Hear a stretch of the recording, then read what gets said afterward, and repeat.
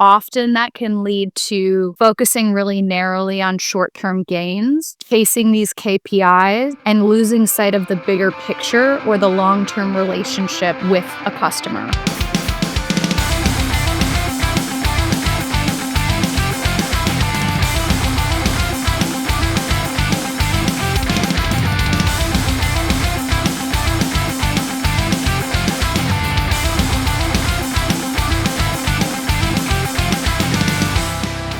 What is going on, certified homies? Welcome to another episode of From A to B. Yeah, Shiva, and I'm joined by Kate Moran, who is the VP of Research and Content in Nielsen Norman Group. What we start off every episode with is giving a nickname to every person who jumps on. So my first nickname, which I was like, I don't want to do this, but I'm going to tell you the idea that I had, which was the great Kate Moran. Love it. I loved it for like 30 seconds, and I was like, she's not a magician. So well, you know what? My handle on TikTok. Nobody should go follow me because I don't post, and I'm not following any UX accounts on TikTok, but it is Kate the Great. Okay, I love it. So you nailed it. The other one I was thinking of was Kate Checkmate Moran, because whatever she says, she wins. Wow, I love that too. I may have to go update that TikTok handle.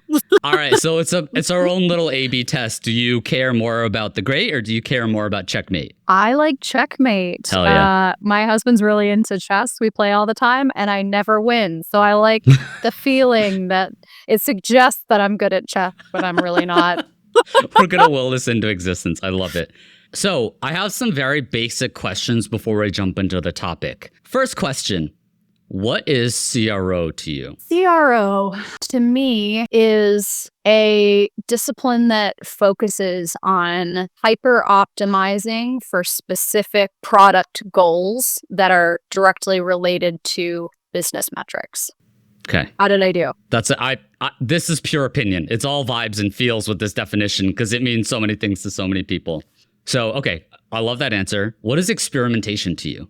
Experimentation in the context of digital products to me is testing out our hunches, testing out our ideas, seeing what actually gets results. Something we talk about a lot on the UX side of things is how contextual different designs can be and how much you really do have to see not just what tends to work in most cases, but what works with your specific product and your specific user group.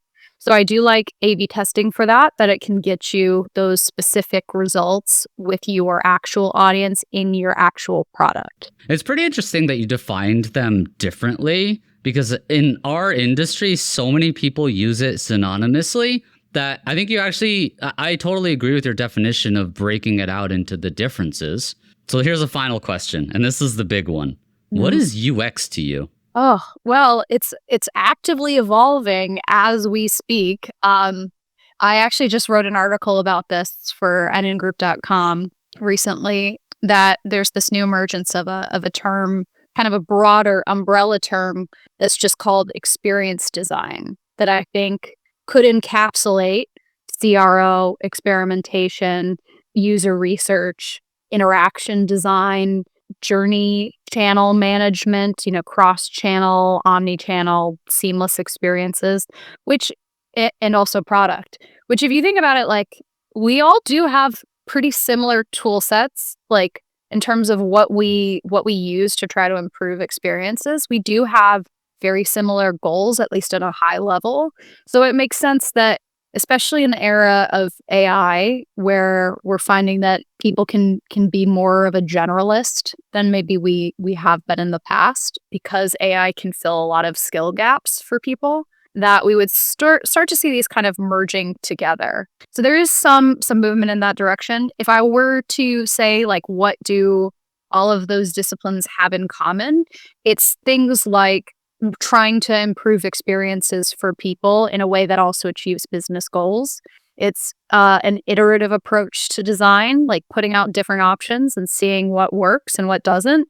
We talked just now about A/B testing as one way of doing that. Certainly in UX, we do use A/B testing as a tool, but we tend to be a little more focused on the qualitative side of things for good and ill, some cases, which I'm sure we'll unpack that.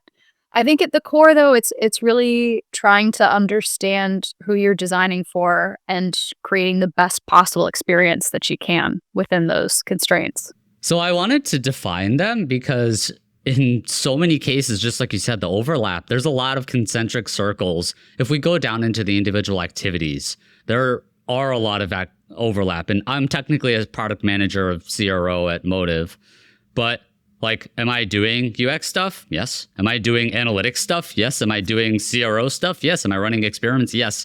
And it's so funny. Like, you squint your eyes and I'm a UXer, right? I'm technically a UXer. Just, I don't have that title, but I'm doing the thing. So this is a really good transition into like really the topic of what I wanted to discuss is, as we were talking offline, you've been voted the de facto speaker of all UX people in the entire industry forever and always. Voted by you, to be voted clear. By me, yes. To be fair, else. My vote carries a lot of weight. Yeah, that's true. You are running the show, so. Yeah, true. Sample size of 1. But I really wanted to dig a little bit deeper into just like, what are the problems that you guys face and how can CRO and product managers really collaborate deeply with you guys? But also, what are we getting wrong? Because there's a lot of times, there's like maybe 4 or 5 episodes ago, I recorded an episode where basically it's oftentimes there's shitty CROs, shitty experimentation people who come to the table and they just yell at the UX people. And then they're like, why aren't they listening to me? It's like, because you're the asshole, you're the problem. But I think there's a different aspect of it where sometimes UX people have very good reasons for why they do things. And it's not always privy to us. So how can we collaborate? How can we work better? What are we getting wrong about you guys? So that's a lot of questions. I'll ask you a more focused question first. What is the biggest problem that UX faces in your experience? There's quite a few.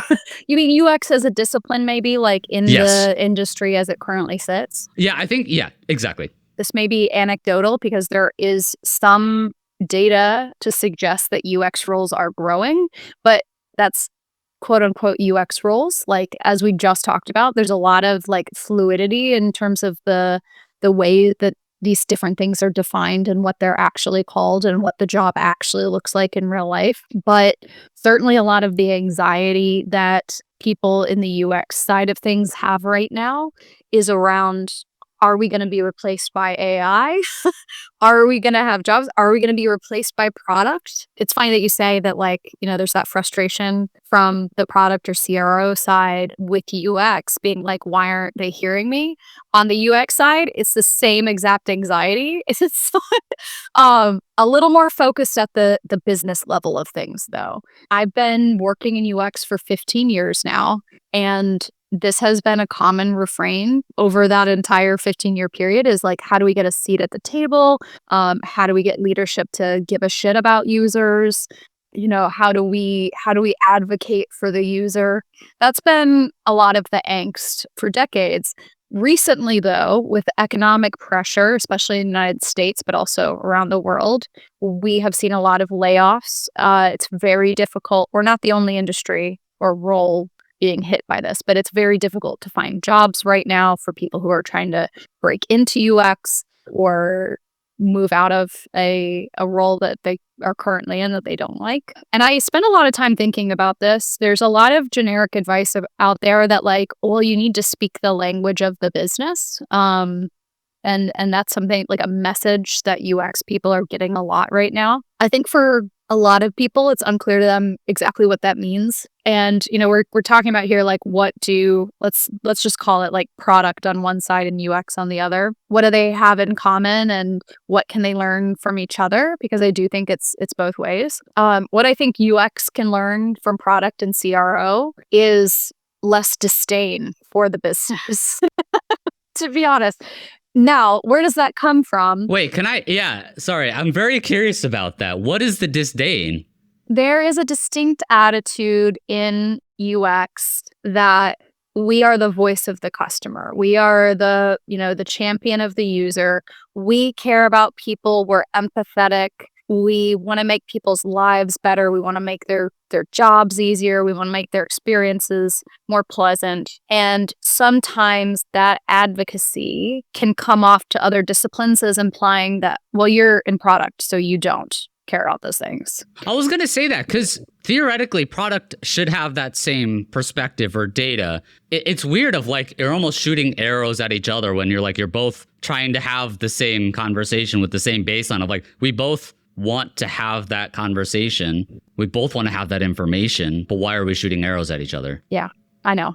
When we, again, have like very similar toolkits. So one of the things that I think UX practitioners can learn from product and CRO is not to have this allergy to the business, to recognize where our paycheck actually comes from, and to realize that if we cannot articulate, other than the users like it, if we cannot articulate why we should make these changes that we want or why we exist, then we are not going to be employed. And I think that's part of the reason in a lot of companies you're seeing product roles increasing and UX decreasing.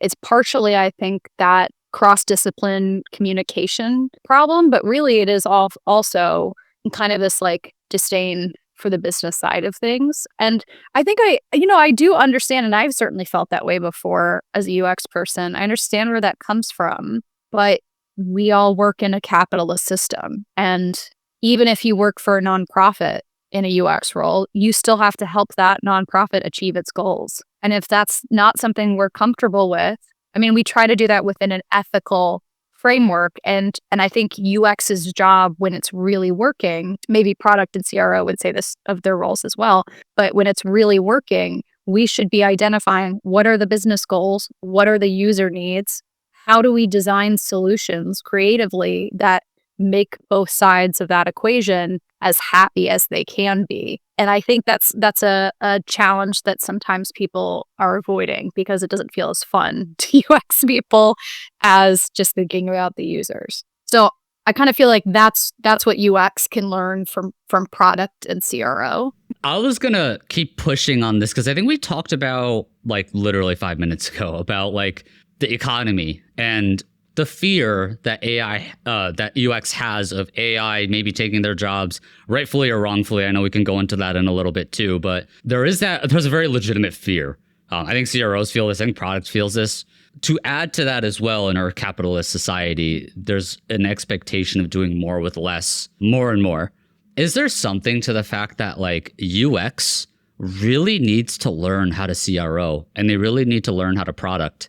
And then also, CRO has to learn to UX and product, and then product has to learn to CRO. And at some point, like, are we? Yeah, and then we're just merging. Just merging into one super role, right? We're just experience design at that point. Yeah. Is that going to be UX? I know you wrote the article about. No, it's not. I don't think so, and I don't think it's going to be product. And maybe it could be called product still. I think it will just be I kind of hope that this happens because I think it would break down a lot of this confusion and barriers. It'll just be a recognition that like we have all of these tools that we can use. We do care about the business. We do care about the product metrics and the product goals. Now, what can product and CRO learn from UX? Now I'm gonna feel free to come at me for this.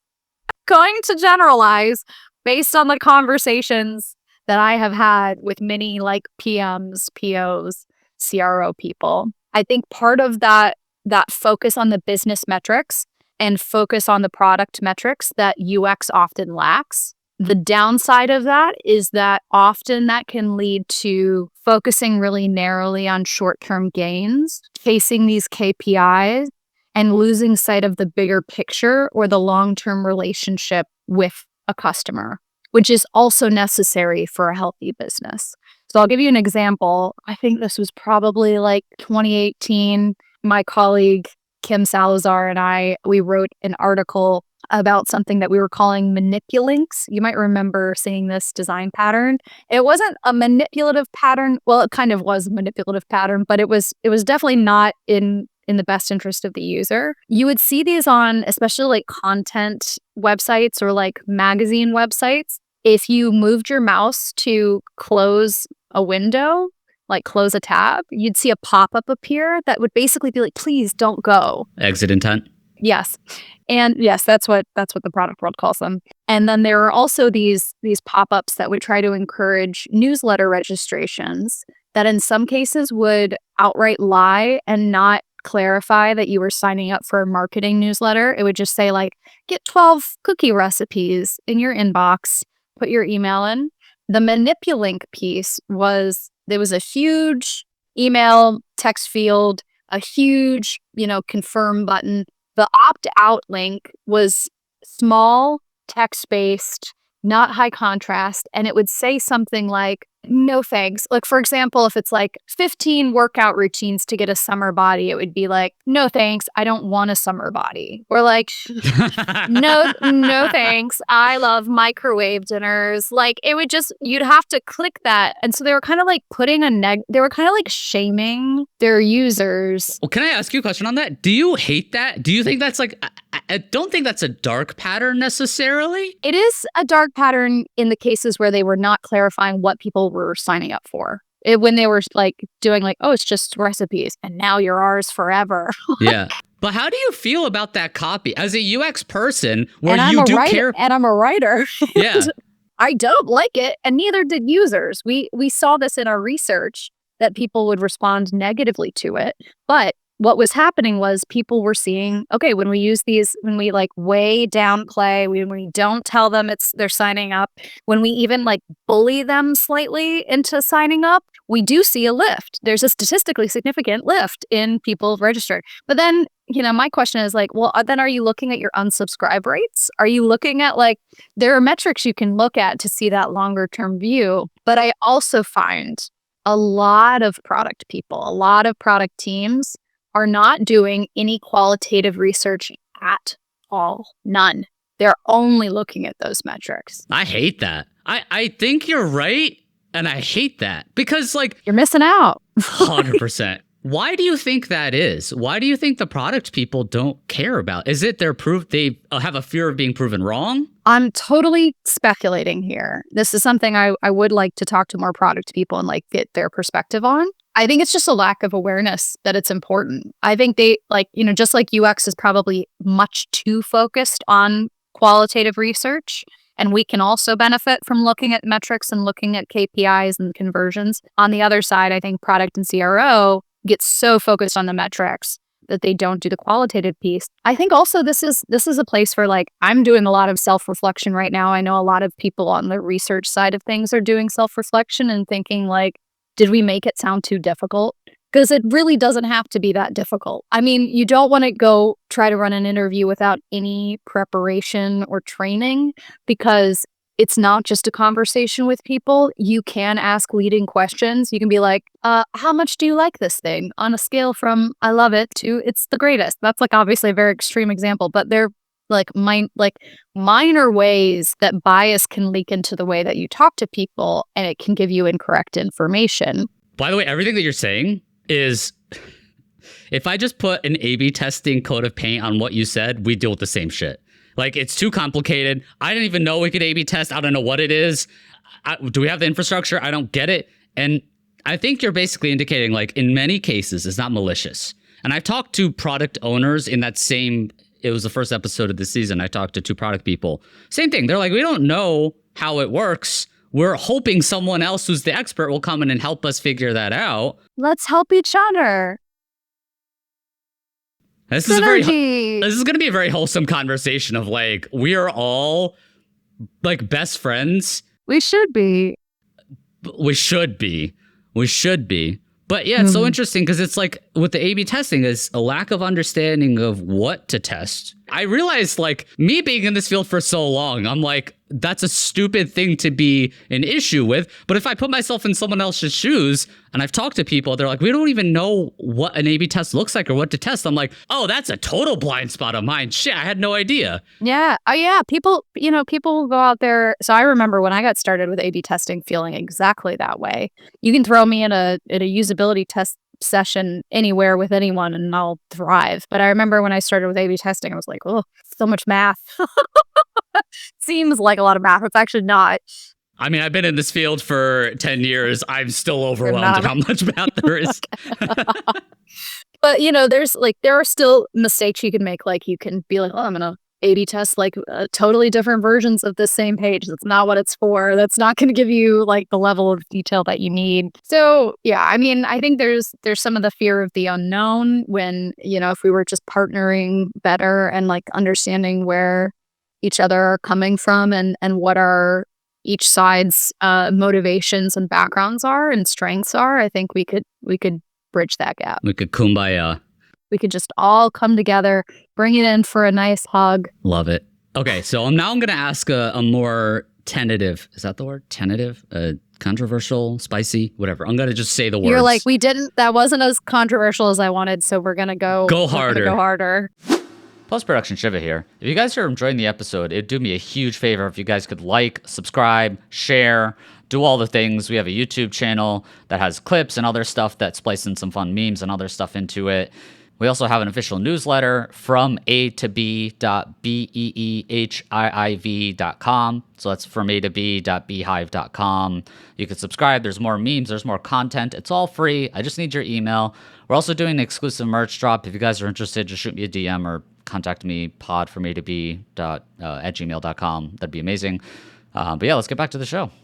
I agree with your position on AI in many respects, and I don't want to necessarily nerd out on a lot of that stuff, but specifically here, with the entry to maybe A/B testing and AI, with the entry to A/B testing and conducting UX research and product, how much can AI actually help in that entry into it? Because I do see that as an opportunity while not a replacement, and I get the fear that UX shouldn't be replaced by AI. But is there something to like, let's just say junior CRO, I've never run a UX research report, but I have an opportunity to.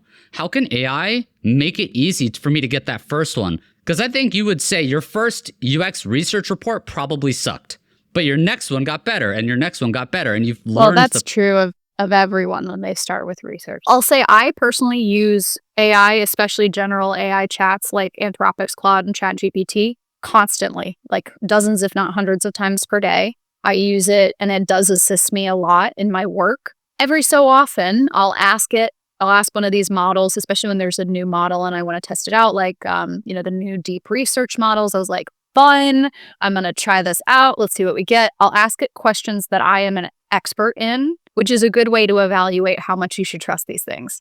If you ask these tools questions or ask them for guidance in an area that you already know a lot about, you'll be able to spot more of the problems. And I will say, especially with things like qualitative research, where it is a little bit of a science, but it's also a little bit more of an art, and there's a lot of nuance, that's where LLMs can get things wrong. So I tested out ChatGPT's deep research, asked it a question, and it was disappointed to see that it hallucinated a NNG article, which it's not the first time we've seen that happen. We see that happen a lot. Wait. It will make up, I've seen this happen many times, it will make up people who have never worked at NNG.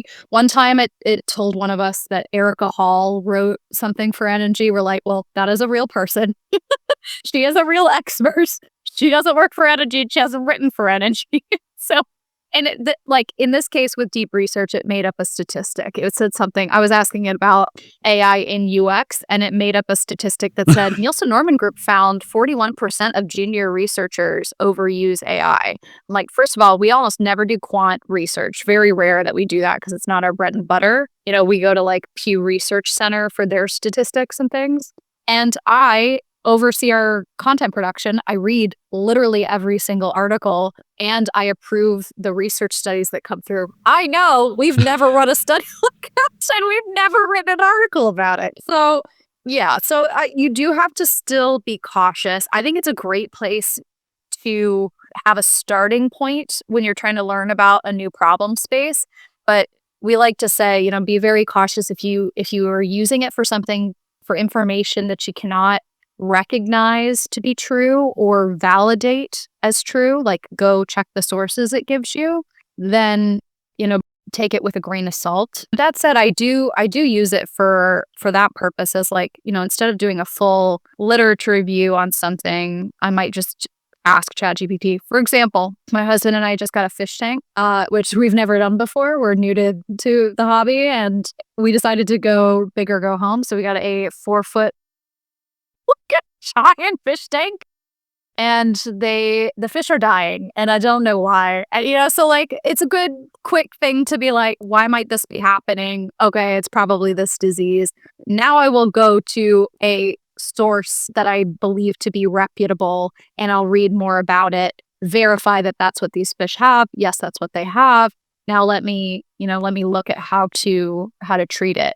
And in this specific example, again, ChatGPT originally gave me incorrect information. It told me that I should put this type of chemical into my tank, which is something that's used to treat this particular disease, but would kill all of my plants. I'm lucky that I Googled that before I did it. So those are like just some very specific examples of where we all, whatever we're using it for, but especially if it's something high stakes, like, I'm going to use ChatGPT only to learn how to run interviews. And then I'm going to go run interviews for my company. And then we're going to look at the data from that, and we're going to make resource allocation decisions based on that. Would not do that. Use it as a starting point, and then, see what sources it recommends. And, maybe one of those sources could be nngroup.com.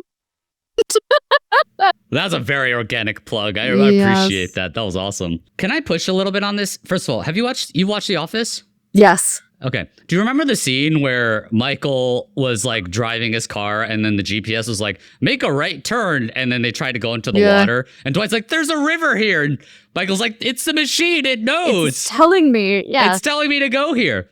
So in some respects, I think is it a catch-22, or is it whatever? I'm forgetting the term, but there's an issue where sometimes you don't know what you don't know. So you're going to something hoping to learn more and giving it some maybe extra trust that maybe it doesn't deserve, but you don't know how to validate. So like as a junior, I might go into ChatGPT and be like, help me figure out resources and things to interview people or conduct research, whatever it is. And if it might give you bad advice, you don't know it's bad advice because you don't know what is good advice.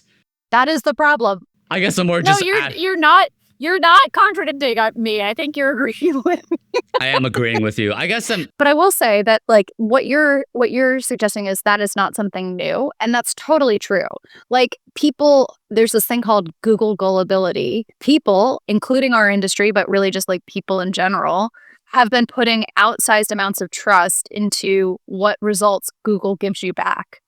When you search for something. It's just this like larger problem that can be more of an issue for certain populations. We stereotype older generations this way, which is not always true. That this inability to really critically interrogate the information that we're finding and have that kind of information literacy to think critically about where this comes from, what it might mean, what the consequences would be if it's not correct.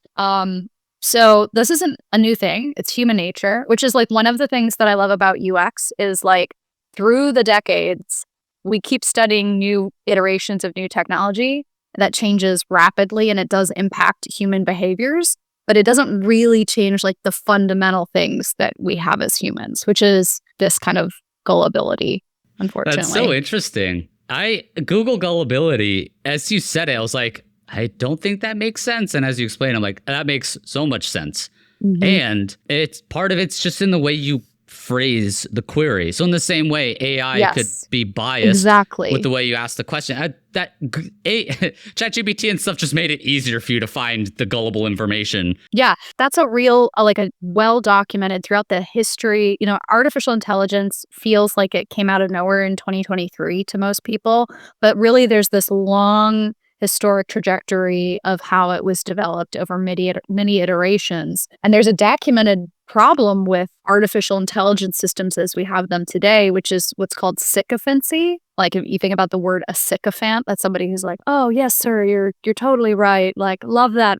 Great idea, sir. These systems have that tendency because what they are doing is just trying to make you happy, trying to give you whatever you're asking them for. Now, there are some cognitive architectures that are built into some of the latest models that I think have reduced that a fair amount, but it is still an issue. So just, people are using it and treating it like it's the truth and not fact checking. But I would be really cautious about doing that in cases where the stakes are high. It's so interesting because you said like this is human nature. Like you think about probably like hundreds of years ago when there wasn't this tech to query it. Humans lie all the time, right? You go to an expert or someone in the field who's maybe trusted. That doesn't mean that person is always telling the truth. So it's funny that like a lot of this is not really AI's fault. It's just kind of like a weird human nature thing. Oh yeah, and also it's been, I mean, like think just about UX research advice, let's say. ChatGPT has slurped up everything from nnGroup.com. It's also slurped up like LinkedIn posts and Medium posts and things from Reddit. And some advice is going to be reliable, some of it's not. Even from nnGroup.com, it may have slurped up some article that we wrote in 2005 when we're commenting about some, like we have our old articles that say like all links should be blue and underlined. At the time when that was written, that was the behavior that was what people needed. That's not really true anymore. It doesn't have to be that way. They just have to stand out. So anyway, there's this like lack of critical assessment. Again, I think they're working on this in the cognitive architecture and trying to make, and I think that was the promise of deep research, was that it was able to criticize its sources in a similar way that a human would, which is why I was annoyed to see a made-up statistic from us. But I will say, like, I don't think AI has to be perfect to be useful. Like you said, human beings lie, human beings share misinformation all the time, human beings make mistakes. I just want people who use those systems, especially who use them to try to help them with their careers, to recognize that that's the case and not be surprised when they get incorrect information. Something that you brought up a little bit earlier was like art versus science in UX. And as I was thinking about that, I was like, CRO feels and experimentation feels more science-y. I don't want to say it's science, and that's a topic for a different day. It is more concrete in a lot of ways. But you were also talking about like, I wonder if you agree with this, that like maybe UX is on the scale tipped a little bit more towards like artistic rather than science. Definitely.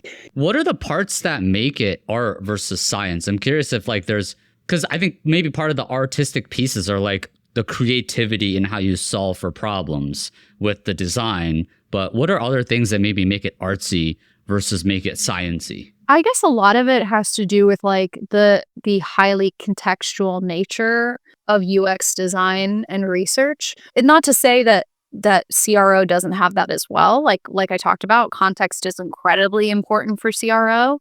But I think when you are dealing with qualitative research, there's this layer of interpretation that has to happen. That is not, it's not like A plus B equals C. For example, you'll run a usability test and a user will say, I don't like this. I wish there were more filters. And novices have a tendency to say, okay, he asked for more filters. We're going to go build filters. What you have to do is treat it more like psychological research and think about, okay, well, what's the context they were in when they made that comment? What was the frustration that they were dealing with? And they asked for filters, but maybe what they were trying to articulate was that they've used filters on other websites and the experience was easier.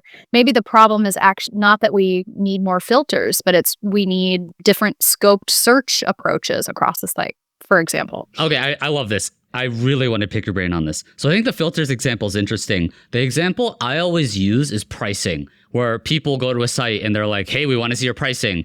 And then it's like, okay, here are the prices. And then they leave and they're like, no. So it's in many cases, this isn't a rule, but in many cases, the pricing is a means of communicating maybe that they actually care more about the value or the ROI or like what are the features, and pricing is their way of internalizing it. But yeah, I guess like if you had to give a CRO or even a UX person advice on how to distill that statement, and instead of just doing the thing that they say they want, how do you distill that down? What would be some steps or things that I would maybe need to think about to get to the actual answers, or maybe do some more research on? One of the easiest ways to do that is to ask why. Just to ask, well, you can, and sometimes you could ask the user in a session and say, filters, what do you mean about that? Like, tell me more about that. Those are the best, by the way, those are the best follow-up questions in almost every single research study, because you're not putting words in their mouth, you're echoing back their language and just asking them to elaborate on it. So then they might say, oh, I just feel like there's a bunch of different things mixed in here. And I wish I was just looking at mainframe computers instead of this other B2B product, for example. So just either asking them why, or when you're looking at the research later, asking yourself why. Why are they asking for that? What's the core problem? It's kind of like the famous, people don't want a 1/4-inch drill, they want a 1/4-inch hole. It's not the tool that they want, it's the outcome. Right. And if you think about the outcome, you step back and think about that bigger picture, how this fits into the overall experience. And also not just what this one person said, but what your other 6 participants in the study said or did. Then you can kind of piece together and make sense of it. But that feels messy. That feels a lot more messy and maybe a little scary compared to, this one is higher, statistically significantly higher. So we're going to go with version B, for example. And I think that's also the perfect example of where A/B testing and UX really have to partner together. Is UX has really good ideas and some solutions, but they might have 10 possible reasons why something's happening. And that A/B test is the perfect example to help you validate or invalidate the solution you have. Because if you just believe them, or even if you read into it and you have an idea, that doesn't mean it's what they were looking for. And that doesn't mean it'll actually work on the site. Yep, absolutely. I think that's something too that is going to continue to be more important as we are all collectively working on products that are going to have heavier and heavier AI integration, whether that's the obvious like a chatbot or, I just saw in a recent study that we did on how consumers react to and use AI features or actually don't use them in many cases on websites. Like how they respond to those. One of the things we saw was an open text field in Booking.com's filters where people could just kind of describe what they wanted from the filters, and it would try to interpret that and apply a custom filter in real time. Hasn't performed so well so far. But anyway, so if we're designing those kinds of things, yes, qualitative research is going to be really helpful, but we also need to see how people are using it in real time. And that's not just the experimentation side, it's also the analytics side. It's also looking at log data of what are people typing in there? If we see people typing in over and over that they want to see hotels with pools, maybe we just make that an actual filter. So I think we're all going to have to partner together more and more. That one's an interesting example because you think about that dichotomy between search versus filters. Sometimes people just prefer to use the search to do things versus use the filters. And even if the filter's available, they'd still rather search.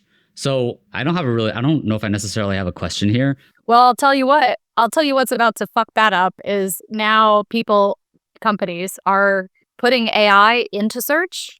And people's mental models, which is the way that they conceptualize how products work and how they're supposed to use them, are just exploding. They have no idea what to do with these things. Because it's all new to them, right? Yes, it's all new. And also some of it doesn't make sense. A great example of that is Meta put their Meta AI thing into Instagram. And in a recent study that I did, I heard Instagram users react to that. They're like, I don't know why this is here. I don't know when I would use it. I didn't for a while they removed search. They replaced it with the chat so you could only chat with it. So clearly what happens there, they're breaking mental models, they're breaking user expectations. I highly doubt they did any kind of research before they put that in. It clearly wasn't for the users. It wasn't even for their own business metrics. It was because, I don't know, Mark Zuckerberg was we have to put AI everywhere. This is interesting. Because I think you probably also saw, if you were to look at the results, if it was an A/B test or just look at the analytics, if you stratify that against age, that probably really fucked up the older generation of people who were just I don't know what search is in general, and that's a hard concept for me to grasp. Now AI on top of that makes it infinitely harder. You would think so. We tested with a range of ages. Nobody liked it. Okay, fair enough. Nobody understood it. The other thing that's a big problem that we're learning with AI features right now, we actually have an article that's about to come out. A big issue is what we call discoverability. So that is if somebody is just clicking around your website, they don't expect to find an AI chat where your search used to be.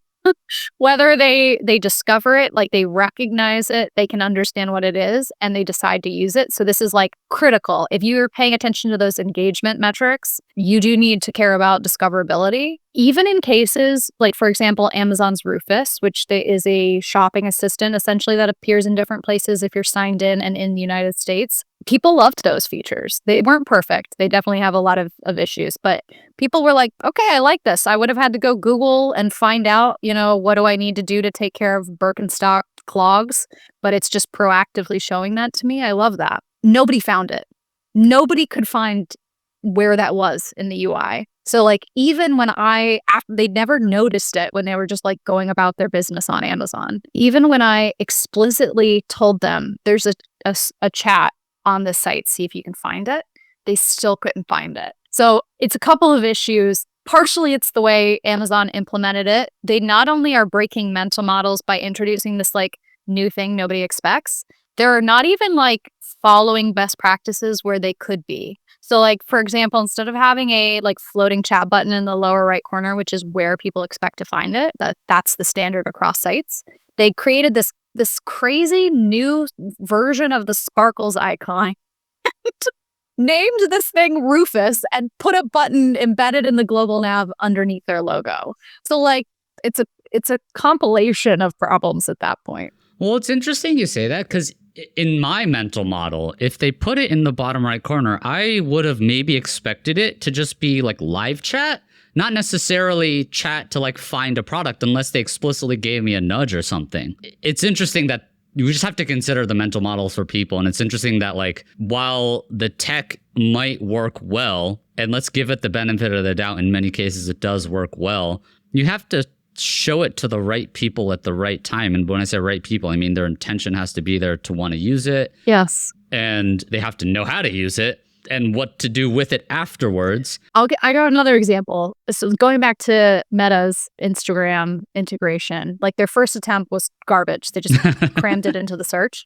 Now I'm sure after people furiously complained to them, they've gone back to, and they probably saw their metrics tanking, they've gone back to, it's a search and you have to like explicitly activate the AI chat if you want to. But I bet they're seeing that no one's doing that. Based on my qualitative research and what I heard from like constant Instagram users, they're like, I don't know why I would do that. One of the things they clearly want people doing is creating images, like generating AI images in the chat, but they didn't really think about like why somebody would want or need to do that. I noticed just last week, maybe it went in earlier, but this is when I noticed it. They started doing this thing where when you are DMing with somebody in Instagram, underneath, when you send a message, underneath the message, it has this little communication, this text that says, turn it into an image with AI, something like that.